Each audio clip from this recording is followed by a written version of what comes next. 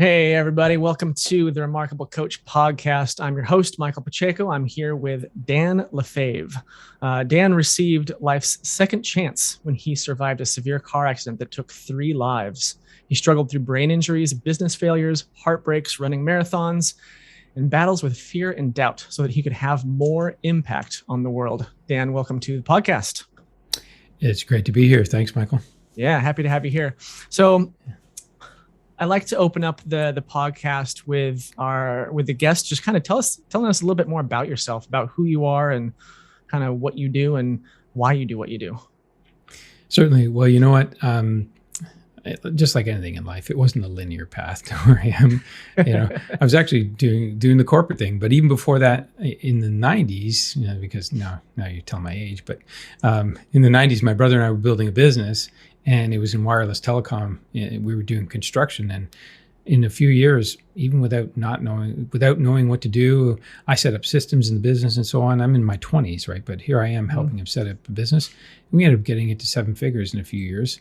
Unfortunately, we didn't have the same beliefs, and so I got recruited, and I went on to do a $25 million project for a big telecom company, and which was a huge leap in responsibilities and so on, but it was good. I did project management, and then I did real estate I managed real estate for wireless telecom again. Sure. And eventually I found my way into a social housing company managing their commercial portfolio, and and I kept getting put into situations I didn't understand, didn't know what to do, didn't know how to do it.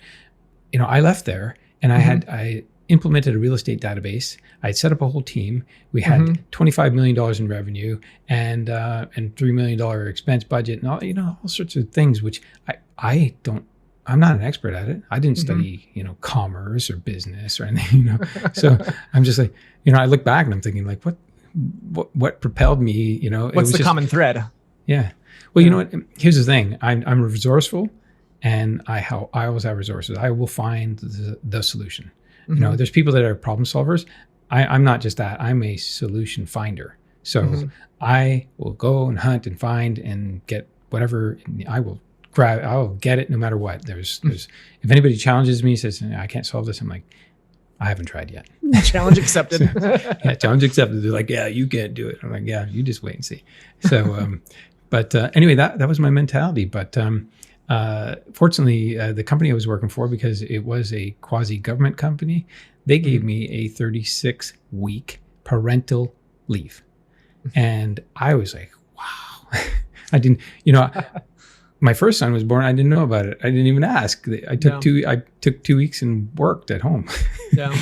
And this one I said, hey, I'm gone. See you later, right? I paid my dues. And so I took it off, but then I had the realization, and I was like, what am I going back to? 3-hour commute every day, away from my family, boss who works like all hours, and it was just that was the kind of environment that it was. And so anyway, I was disenchanted. So in the first week or 2 or I don't know, month maybe, I took a vacation. After I went back, and I'm on vacation, I get recruited. I came back, I went to this company, and they, gave me a director position and all this, more money. And you know what? I was feeling the same way, but I didn't recognize it until day 90. And that was the probationary period. And they invited me to the boardroom and said, you're done. And you know what? It was a shock to my system, because first time ever getting fired. I'm always first hired, last fired. That's me. I'm just motivated person. I always accomplish things. I get things done. I find the solutions. But anyway, that sent me on a journey, and I ended up doing some soul searching. Next day, I got a call from my friend Jamie's father, Ken, and he has this business, and I kind of said a prayer the day before, so I was like, Ken, I know Ken, he's doing this network marketing business, and I don't really like that. I tried it, with him years ago in my 20s. And anyway, so you know what? I said yes. Because I was just like, hey, I prayed, I got an answer. I said, yeah. 6 months of grinding at that though. And in all of that, I got Ogmandino's little booklet, the 10 scrolls. Yep. And so I started reading those scrolls every day, 3 times a day. If you know what it is, right? You read the scrolls. The greatest salesman in the world, I think, is the name of it. And then there's the 10 scrolls Yeah. that is like our chapters in the book. Yeah. It's a little Yeah. tiny paper book. Yeah. Yeah. So the scrolls, you read them and there's just little parables, but Yeah. in them, there's little phrases. I will greet this day with love in my heart. I will multiply my value 100-fold. So I read those things 90 times. So it's no wonder they're logged in, right? Yeah. And so, but you know what? The funny part was I started doing some searching. I'm like, who's Augmendino? Or I look him up and then I find out he's dead. And then I find Dave Blanchard, the CEO of Augmendino. And then I start researching him. I found his website. I found a video and he says, I got a new book coming out. Buy 10 copies, give some to your friends. It costs you $200 and I'll give you 8 weeks of coaching. And I was like, my eyes just widened. I was like, man, I need some help, man. I don't know what I'm doing, where I'm going, struggling at this network marketing business, really, hating it. But I said yes, right? So, but here's the funny part. I ended up looking up Dave. I messaged him because I was flying into Salt Lake City to go to Provo for this other business. And I said, can we meet for a coffee or tea? And he asked me about when I was flying in and out. And I said, I fly out on a Sunday morning. He says, come and stay at my house. And I'm like, okay, you don't know me. Fine. I said, but there's a slight issue. I have a friend flying from Minnesota. And he's like, bring him. Okay. So, yeah, Wow. But that was it's like you think maybe that's serendipitous, right? But this guy doesn't know me and he's inviting me in, and it's generosity. Yeah. But you know what? He treated us like royalty, and it was just amazing. We watched a movie, The Peaceful Warrior, and all that. He had a nice little movie theater. But then at the end of the day, because I'm curious and I'll ask anybody anything, I said, show me where you make your videos in your office and all that stuff. So we went in there and we talked for a little bit. And at the end of the conversation, he said, Dan, I think you'd make a great coach. And that was the start. And I was like, I never thought about that before. What is coaching? Right? What is it? What is that? What do you mean? Like sports? So, but anyway, I came home and I talked to a friend about it. And she said, well, you know what? I've got all these programs Bob Proctor is teaching, and it's all about coaching, and he coaches and everything. Maybe you want to look at those. So I did, and I bought them all. I was like, I invested like 10 grand and bought all these things to learn. And because I'm great at saving, so it didn't matter that I wasn't employed. I just, I wanted to figure this out. But here's the thing. Next time I'm talking to Denise, she says, why don't you have a talk with his team about coaching? I'm like, okay, couldn't hurt. So I get on the phone and I'm talking to this guy, and within about 20 minutes, he says, let's get Bob on the phone. I'm like, all right, I don't know who Bob is. Let's talk to him. So, and then that evening, I remember I went to a meeting for that network marketing business. And then after, I got on the phone with Bob, and he was talking to me about coaching and how the impact. And who is Bob? Did you find out who he was? Yeah, Bob Proctor. Okay. Yeah. Well, yeah. So eventually I did. I did some searching, and I found he was on Oprah and all this stuff, The Secret, and Okay. But anyway, I wasn't, I'm not shell shocked by these things or starstruck or anything. But anyway, he said all these things to me, and I could feel it in my heart and my bones and everything like that. This is, I got to do this. And so he pitched me, and I ended up investing 20 grand, all in all 20 grand just to learn from Bob and get certified and everything. And that was the beginning of my coaching journey. And then since then, I kept saying yes. I met somebody who co-authored a book with Jack Canfield, Dennis Waitley, and Deepak Chopra. And I said, how did you do that? And she met me for coffee, introduced me to the publisher. I went and published a book, co-authored with those guys. And, that's the way I am. Like, I don't really think too heavily about things. It's just like, is this good? Is this a good idea? Is this a good investment? And then I take a step and I take a leap and I go. And, because if I think too much about it, I might talk myself out of it. And then, so what are you following? Like when you're saying yes and you're going down these paths that most people aren't necessarily going to go down. Like, what are you looking for? What are you following to find these interesting routes that you've been taking? I don't know that I'm following anything, but I guess you could say I'm following my heart in some sense, right? I'm following my intuition, for sure. But, I just, here's the thing. We'll back things up. I was studying Wayne Dyer, like 30 years ago or whatever. I was reading his stuff, and I still have the paperback, Manifest Your Destiny, and I met him twice. And once was really neat. We were actually going to his event, and we were walking from the north end of a building to the south. Doors swing open. He comes in with somebody else, and we walked and talked all the way to his keynote. That's great. You know, like this is the way life works for me. Like I go to an event, I sit down at a table, on a yacht at a birthday party. I'm talking to the most important guy in the place, and I don't know why. Like, so I just have this magnetism or ability to invite these people into my life, and so I guess you could say that's it in a way. I'm drawing it towards me, but I'm also looking to have impact. Like when I worked in different companies, I might say something to something I heard from Wayne Dyer say, hey, you know what, when you squeeze an orange, what do you get? Orange juice. Yeah. Well, when we squeeze you, what comes out? And, and then they're like, well, anger, frustration. Yeah. I said, yeah, and we saw that the other day, remember? and so, yeah, I was sharing all these little insights. So I have this real ability to learn things, test them, put them into practice, because I was, I learned Franklin Covey's method. So I was writing affirmations and all these things. And, I always wanted a better life. So I was willing to do what others wouldn't do. And I'm bold that way. Like I have no fear of anything. If my heart's pounding, fine. I just walk up and do it. So, okay. Yeah. So maybe part of it is just like not being afraid. When I asked you what you were following, I think one of the phrases that was kind of poking me in the head was follow your fear. It's a pretty common one, right? Follow your fear, and that's going to lead you to the next level. So might you say in a sense that, like, if you just said, if your heart's pounding, you're going to just go ahead and do it anyway. So you're in a sense following your fear. In a way, or I'm stepping through it, I'll say this. My friends at university were not as bold as I was. I mean, we would be at a club or something, and I'd say, I'm going to go dance with that girl. And they're like, she's out of your league, man. I'm like, well, I'm going to ask. So, I don't care. and then I'd be on the dance floor like, hey, guys. Right on. Like I just didn't hesitate, and honestly, I think I can't say for sure, but I think that car accident really jolted the heck out of me and some other things in my life. And I just, I don't know. I didn't really think like, hey, I'm going to go take a risk now because I almost died.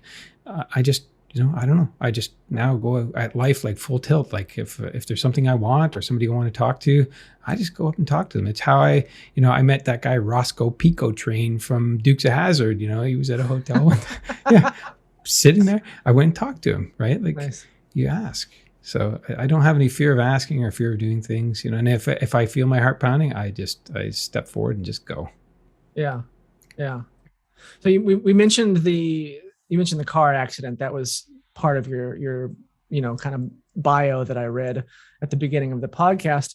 Where was that in this series of events that you just kind of like walked us through how you kind of got into coaching? Where was the car accident, and how, like, where were you at when you had the car accident, and how did that change what happened next? Mm-hmm.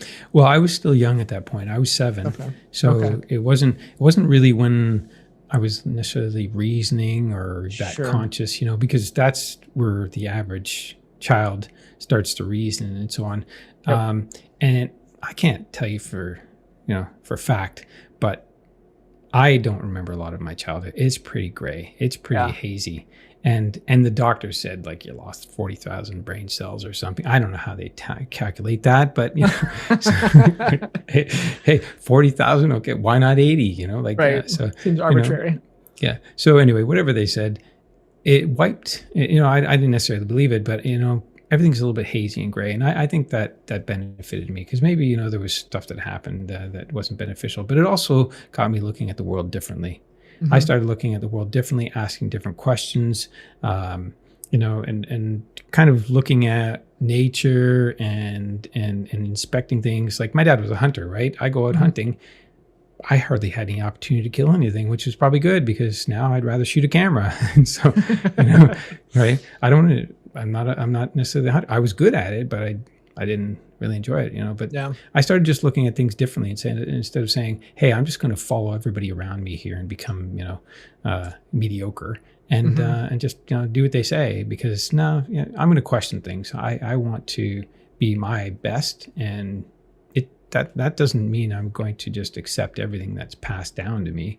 Mm-hmm. So yeah, I really started questioning things and looking around. And fortunately for me, that paid off because I went like a total different direction, like a huge trajectory away from my family, because my parents didn't graduate from school. They grew up on farms, right? So it's like, hey, once you're old enough, pack that school stuff up. We don't need it.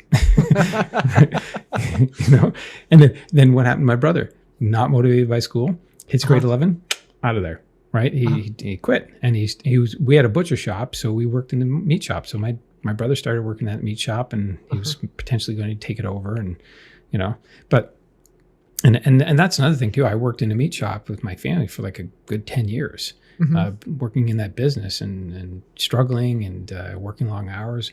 But the thing is, I started doing things way differently. I focused on academics. Fortunately for me, I had a girlfriend whose family was academic and went to university and had graduated, right? And so they started posing questions to me like, hey, do you want to go to university? And I'm like, yeah, sure. I'm in grade 10. You had some other role models then, right? Yeah.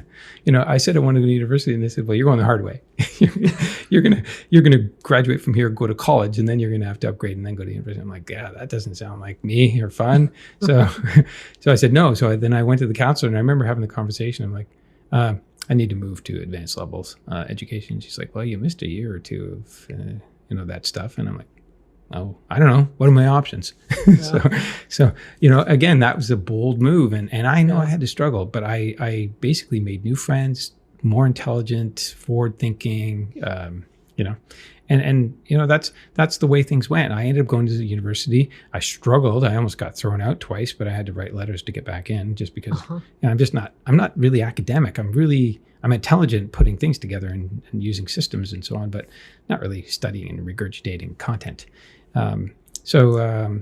Anyway, and useless content, albeit. Well, yeah. Hey, do I need to know all the rivers in Europe? No, not unless I'm going traveling. Yeah, trivia. But yeah, so anyway, I went to university, graduated, and I started a painting business after university. And so, but I think it's just because I have this different perspective about me that I can accomplish about anything I want. I'm very I'm self-motivated. I can apply systems. I can implement systems. I can find solutions fast. If I had to do an assignment at university, grab a stack of books from the library that were relevant to the topic, start at 11 p.m. at night, 20 pages later, hit print, and then hand it in and get an A or B. Yeah. I'm fast at hammer it out. Things like that or whatever. Yeah. So off. Let's talk a little bit about systems. You've mentioned it a few times. You mentioned it, early on in kind of your autobiography, where you're talking about like back in your 20s and and your maybe in your 30s, the companies that you were working with, and you kind of left them, with upgraded revenue, and you had built systems out for them. Talk to us a little bit about systems versus, habits.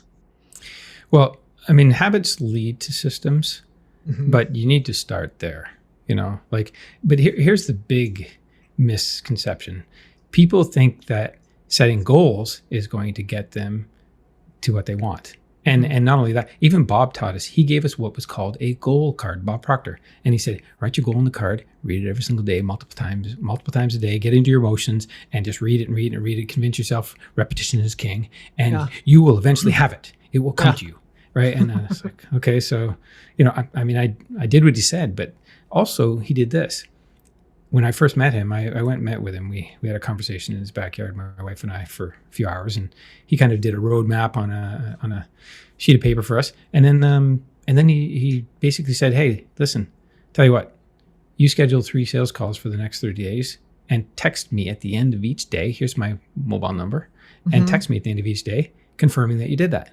I was like, oh, accountability. That sounds pretty, accountability, right? Yeah. But it's a system too. The system was schedule the calls, have them, and confirm. And so he gave me 2 things, goal card and the system. But guess what? The system died after 30 days, and I didn't keep it going. I didn't have anybody to keep me going. Yeah. And the goal card didn't work. So that's what I'm saying. setting goals, big goals, great. But then focusing on them and saying, I'm not there yet. I'm not there yet. I'm not like, when's this going to happen? It's not happening. I don't see it happening. I don't see any proof. It's the incremental steps, which we're talking about habits as part of a system. So it's the little improvements, micro improvements that lead to the results. Like you can't shift. Like this woman, Alice, that I work with, she had a mid 6-figure business, wanted to scale it, but also wanted to start a family. And 12 hours a day, or 12 to 16 hours a day wasn't going to do it. Her whole biology and work ethic and sleeplessness wasn't going to do that. It wasn't going to help her have a family or scale her business. But you know what? Eventually, over time, incremental changes, little shifts, she converted that from 12-hour days to 12-hour week, and bored, which is pretty neat, right? Because she applied a system to her business and got it systematized with her team and automation and all sorts of things. But it's a shift, but most people can't just do it like out of the box. Like it's not that easy. So what is working with you? What does that look like? What does it look like to make that shift? Well, accountability is the key.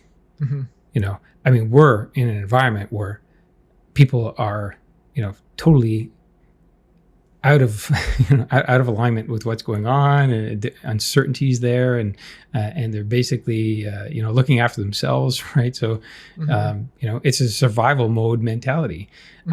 So now more than ever, people need accountability, because if you don't have it, guess what? What I can do is, if I don't do this task today, well, so what? I'll get it done. I'll get up early tomorrow morning and I'll do it. Right? Tomorrow. I'll do it next week. I'll do it tomorrow. It's fine. Yeah. But in my system, it was it had to start today at 10 a.m. Yeah. And if it was done, then check it off. Put a 1 in there and say, yeah, done. It's done. And if you didn't do it, then what's the breakdown? Oh, I told myself that I could do it later. Oh, okay. Well, then that's not a commitment. So it's about having a system whereby you set the objective, you take the actions, and measure performance. And as long as you do that, what you measure, you can improve, right? So that's the key. And without accountability, that's why I'm not big on courses. Fine, people can sell courses. I have them. I just give them to clients. I'm like, hey, join me. Here's some courses that will support what we're doing here. I'm not selling them to you, because I know that 3% of people will finish the course, right? They're not, but if there's value in it, and we're working together, and I say, yeah, go through this, and then we'll talk at the end of the week, or talk tomorrow, or whatever, right? And so, accountability is critical, because people, like, beyond fear of death, humiliation is really high. So people will not show up and own up. They don't want to show up and say, I didn't do that thing, right? Yeah. They will actually rather lie about it. So humiliation is really high. So this system works because it's a closed system. It's it's a lie detector. It's a procrastination killer. It's a distraction removal machine. Yeah, you think about it: distraction, FOMO, fear of missing out, and whatever, and also procrastination and multitasking, and all this stuff is clouding people's judgment and decisions. And if you don't make the right decisions, the incremental micro decisions, guess what? They're going to end up anywhere. I say it this way: if you're proactive and always looking forward, measuring your performance, you're likely going to get what you want. Yeah. But if you're reactive, you might get the leftovers, right? So that's it. So. Yeah, I think there's a saying, something, and I might be butchering this, but it's something along the lines of what gets measured gets managed. Yeah. So if you're measuring it, you can adjust course and improve upon it. Yeah. Otherwise, you have no clue. So on a weekly basis, when I work with clients, we get on. First thing is we get on a call and we say, okay, what evidence is showing up that is quantifying or qualifying what you set as your objectives? What's happening, right? Because if they put enough focus and attention and effort on it, something needs to happen. Yeah. They attracted an opportunity, or something came up, or something. There has to be something. Otherwise, we know that there's something in here. The limitation factor has chimed in, and it's holding them back. But that's the thing. We need to know. are things working out? Is life, is their future self? Like, we have to get people like thinking about their future, because if they're not, they're only reflecting on what they know, which is the past, and that pretty much says your future's predictable. So we got to get, I work with people and I get them thinking about their future. What do they want? What does that look like? How does that feel? What are you going to be doing when you arrive there? So that's something to look forward to. And then we start building a roadmap and a plan to get there, step by step, little incremental steps. Talking about like a high performance kind of mindset kind of thing, right? Yeah. Sounds like, yeah. I mean, if you think about it, this is like the system for Olympic business owners, right? Think of it that way. That's what it is. It's for high performers, people who want to excel and will pay their dues and do what they need to do to accomplish this. It's not a fun system. It's antiseptic. Yeah. It's not friendly. It's not. I'll be honest with you, right? It's not friendly. It's not like, hey, you didn't do that thing. Okay, what happened? Let's find the, what happened here. And then it's about realization, because here's the thing. Everybody has 6 mental faculties. They have perception, will, imagination, memory, intuition, and reason. Those are 6 faculties, and most people don't use any. So yeah, that's it. I mean, maybe a little imagination, right? A little dreaming or something, daydreaming, but for most people, they don't reason well. They don't use their willpower. I mean, people do use their willpower, but they use it ineffectively. Friday comes, it's Netflix and pizza and beer or whatever, like it's like, I got to find a sofa and hold it down. Yeah. Right? Yeah. Interesting. Trying to think about where to go from there. Tell us about some of your big wins that you've had with clients in the past. Sure. Well, you know what? I work with a cross section of people, but I mentioned Alice earlier, which was phenomenal. I mean, she was pregnant the whole time while we were working together, which I don't know how you did it, but she has a strong will and just very action oriented. So that's why. But her success was phenomenal. She set up a small team of people, and totally automated things and handed things off, and went from that 12 to 16-hour days to 12 hours a week. And now doing her business development, working on that, and having the freedom to do what she wants, which is ultimately what everybody wants. Why does everybody start a business? They're like, I don't want to work for this guy. Well, because I got to report to them and I don't control my time. All right, well, control your time, but you got to set up a business that will help you get that time back, right? Get the time that you want. So Alice, definitely huge transformation. And I remember her words. It was like, this is crazy, Dan. I can't believe this. That should be the testimonial you have on your website. This is crazy, Dan. I can't believe this. yeah. This is crazy. I can't believe this. I'm only working a few hours. I'm done by 2, and I'm really bored. I don't know what to do.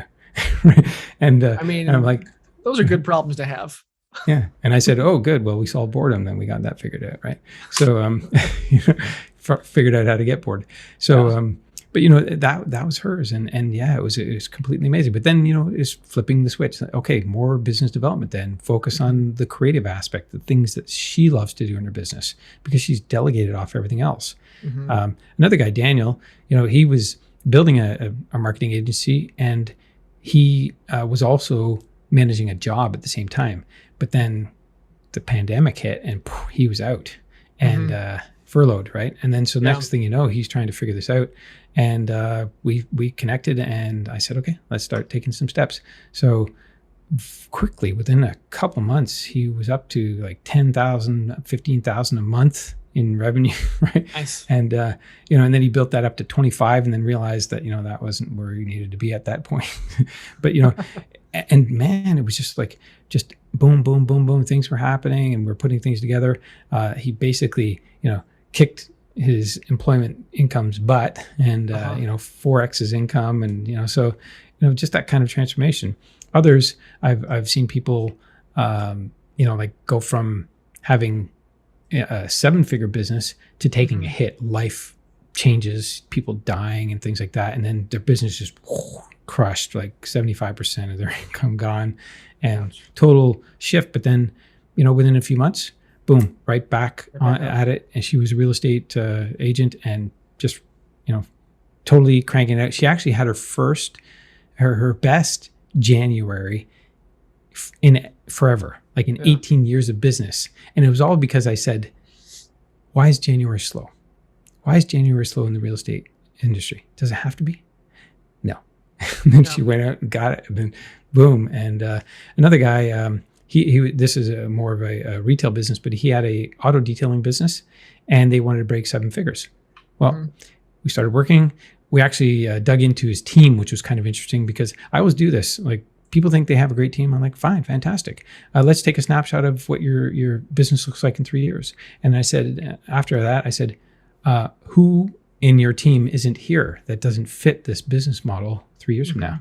And then he said, 2 people. And then, man, the anxiety hit, because he was like, they've been here 7 years. We know them. We hang out. We know their family and this and that. And I was like, hard hey, are you running a business or a charity? You know, Right. so but you know what? He shifted that. And he ended up, you know, all we did was we crafted the ideal person that he needed. That's all we did. We crafted that. The girl that wasn't a good fit left. She got a real estate license and left. It was like, okay, great. No severance. Thank you. Right. The other guy, he had a conversation, and I said, okay, give him a few weeks. Go ahead. Tell him, you know, give him the guidelines and tell him. And I said, but just know this, how people do anything is how they do everything. And so unless he is fully committed to this change and is persistent about it, he's going to bounce back to his old habits. That's how habit gravity pulls on us. You know, habits are gravitational. They'll pull you back. You know. And guess what? A few weeks later, he said, he's still doing the same stuff. I said, well, what are you going to do? I got to replace him. Guess what? He goes out, gets one person, paid them more, and that person did those 2 jobs. So now he had one person to deal with instead of 2. No headaches, no complaining, blaming, and all the psychology that was going on, the drama. And and then he had his first 6-figure months ever in auto detailing.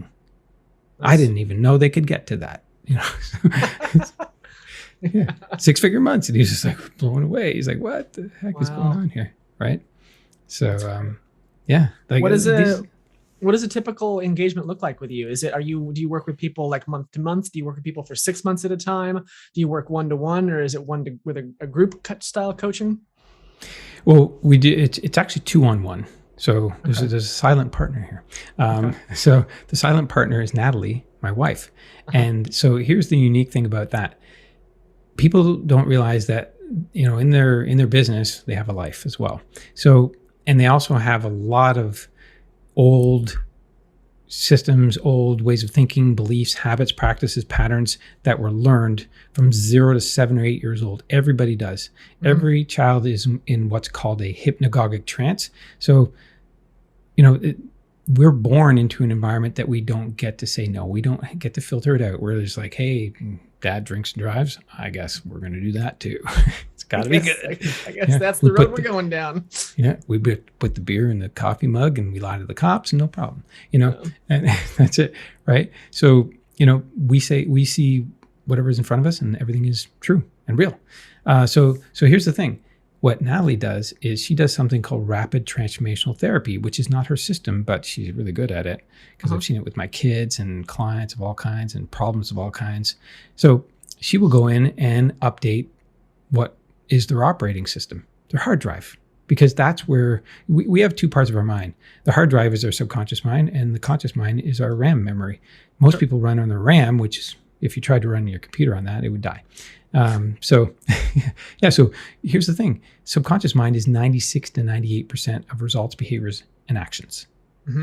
Oh, okay. So then what? Got to access it, right?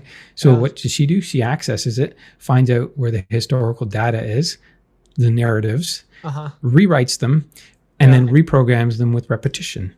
And, you know, so that's the life coaching aspect. I think of it as life coaching. And it's phenomenal. I've seen it work with clients that I started doing business coaching with them, and then I introduced them to Natalie after. This is early on. And they said, why didn't you introduce me to her earlier? She cleared up so much stuff for me, and I feel so much lighter and can move forward. I'm like, well, I didn't know. You didn't ask. Right. So, but yeah, so she does that. And then I come in and I continue doing the work, but in the business mindset, but also on the structure, the systems, the incremental steps, the automations, having standards for your team. Like most people don't think like that. But if you had standards for your team, guess what? Drama goes away. It's the standards that do the policing. You just say, hey, that was a code 8, better not have another one of those because we're going to have a serious talk. So, I don't know if that's making sense, but it's just having standards that you can, for sure, you can follow. We do that week to week.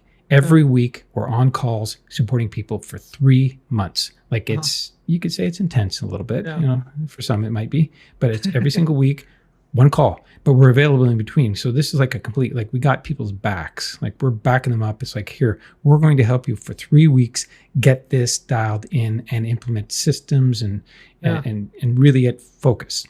Yeah. And we only work with people for those 12 weeks, for 3 months. Yeah.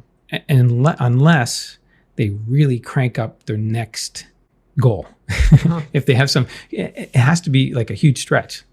Otherwise, there's not going to be enough. See, in life, there's push and pull, right? So the goal is going to pull them, right? And then the anxiety of not accomplishing it and the stresses of everything failing is the push. Yeah. So if we don't have those two, we don't have a successful recipe. It's going to be like, I wanted that thing, but now I'm rethinking it. And no. Yeah.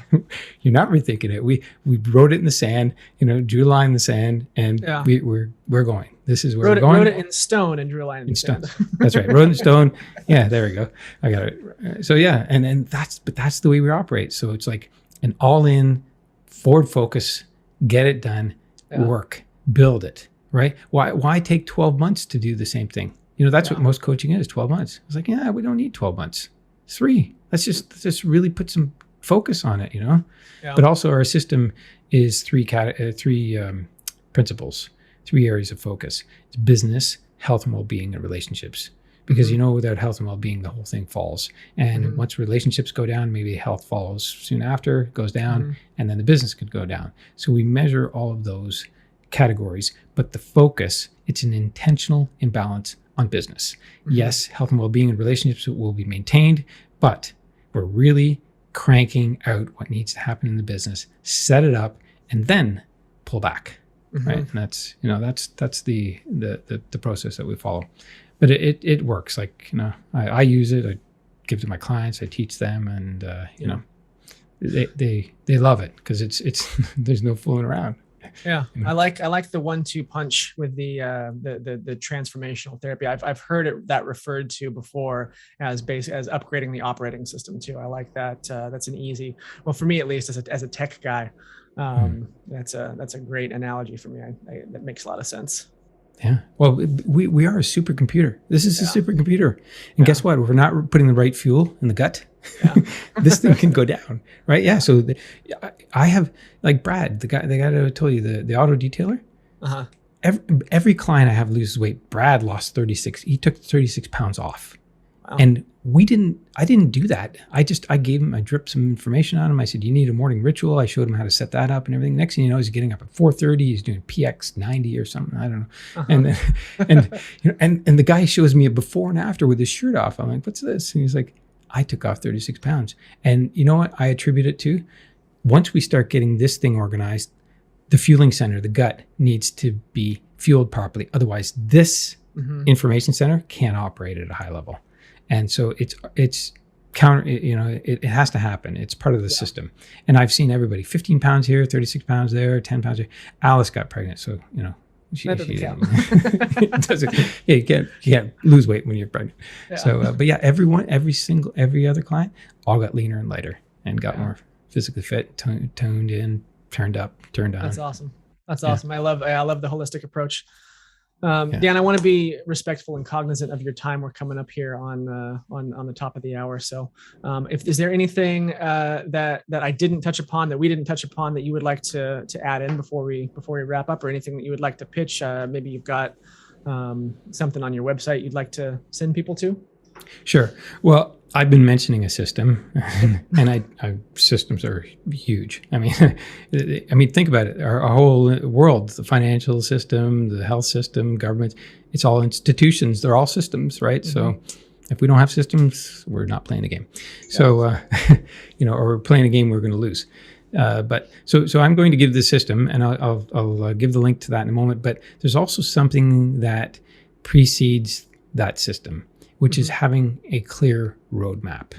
And so that's not something that you'll see on the link that I'm going to provide, but or maybe it will. Maybe I can include it there somehow. But here's the thing: once you have a roadmap, then you can structure your plan. Right? Yeah. I mean, that's critical. Most people aren't strategic and tactical. I'm both. Usually they're one or the other, right? So I just tap into whatever their skill set is, right? So if they're more strategic, okay, so then let's build a plan together, and then I'll help you with the tactics. If they're more tactical, fine. I'll do the heavy lifting on the planning, and then you get going, get it done, right? And so anyway, yeah, the roadmap is clear. Like I told you earlier, Bob, when we sat down, he basically gave me a roadmap. He wrote all these things down and had basically almost like a mind map. And that's what I do with my clients now. I take them through a mind map, build a roadmap, get clear on who they are, what they want, where they're going, and it's broad picture, right? Like how do you want to be remembered when you leave this planet, right? Mentality. And then we compare that down to 12 months and then take that down to 3. Into 12 weeks and 3 months, and then build a system to get that done. So why not do something in 3 months and 12 weeks instead of 12 months? And that's what this is all about. And so the gift I'm giving is the system. It's this 12-week system. And the link is lefave.com/focused-productivity. I'll send that out. So it's LeFavecaching.com/focused FOCUSED productivity,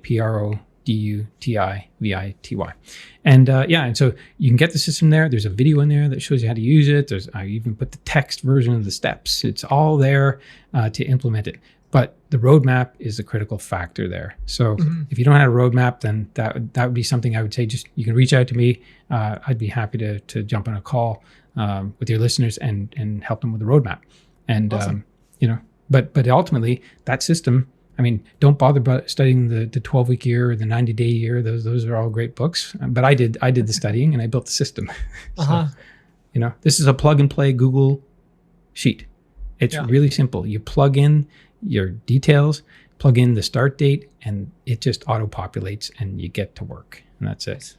So anyway, Great gift, I think, anyway. That's awesome. I love the approach of, giving away, like you said, you're giving away the courses basically, right? Giving away the assets. But it's not necessarily complete without that what is it, 2-to-1 coaching, I think you called it. 2-on-1. The reprogramming, of your subconscious. So this is great. I'm excited about this. I'm actually going to check this out myself. Yeah, I mean, here's the thing: you can do the heavy lifting yourself. You're a do-it-yourself type person. Fine. I used to be that way, and then I realized, hey, my time is more valuable. I'd rather pay the money, get the shortcut, and get it done. And so that's what I do now.